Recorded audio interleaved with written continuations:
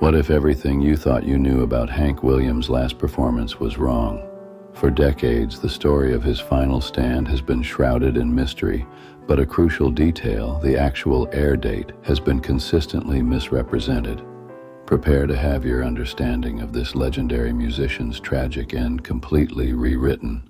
Folks, let's settle in and walk this last lonesome stretch with Hank Williams, date by date, mile by mile, until the rumors fall away and the record stands clear. Start with the air date: New Year's Eve, December 31st, 1952, Charleston, West Virginia Municipal Auditorium.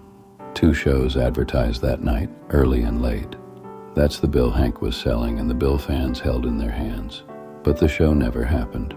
Weather iced the plan and grounded the flight, and a teenage driver named Charles Carr got the call.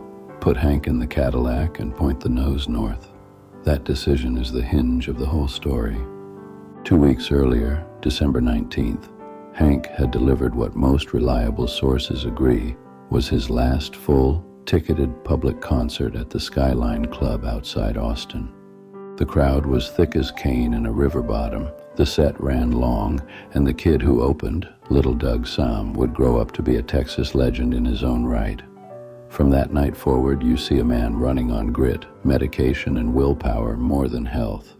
Now to the timeline. On December 30th, Hank leaves Montgomery, Alabama, bound for the advertised New Year's Eve Charleston date. The plan is simple. Drive to Knoxville, hop a plane to beat the weather, then on to Ohio for the New Year's Day Canton Memorial Auditorium matinee.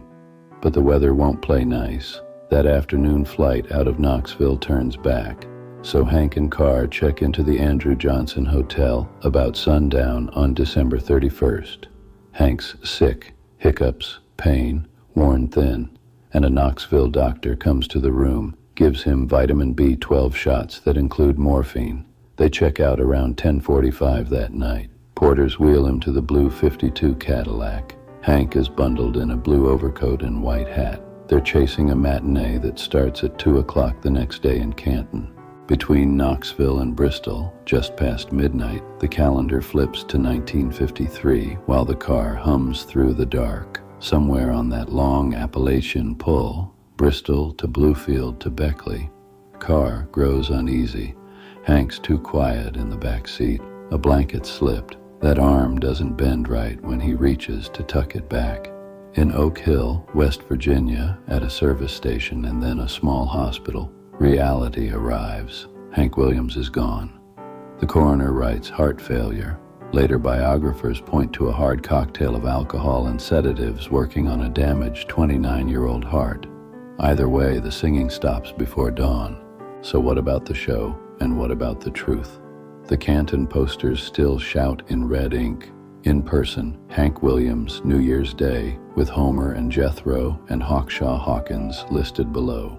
The matinee crowd takes their seats, not knowing what's happened on that mountain road. When the MC breaks the news, some folks laugh, thinking it's a sorry excuse for another no-show. Then the band and the singers strike up I Saw the Light, and the room catches the truth all at once. The matinee becomes a memorial. Back to Charleston's New Year's Eve air date.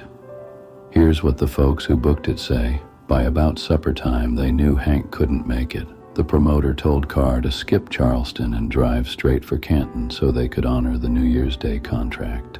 Musicians who'd battled the ice into West Virginia packed up and turned their cars north.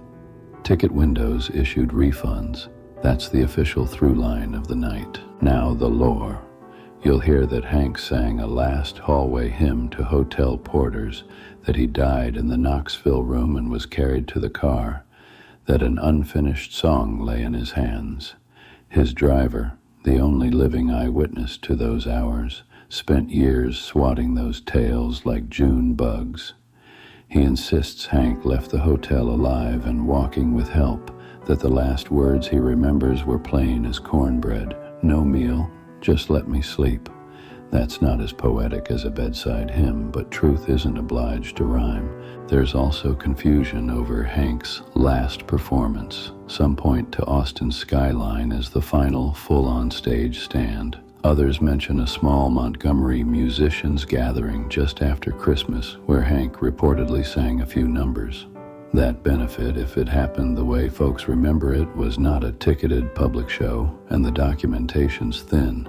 What's solid is the Skyline Club on December 19th, the Charleston engagement that never went up on the 31st, and the Canton bill that turned into a tribute on the 1st. What about the exact date of death? Even careful historians hedge. He may have died late on New Year's Eve, but he wasn't pronounced until the early hours of New Year's Day in Oak Hill. In other words, the calendar page you choose says more about when you set your watch than where Hank's spirit left the car.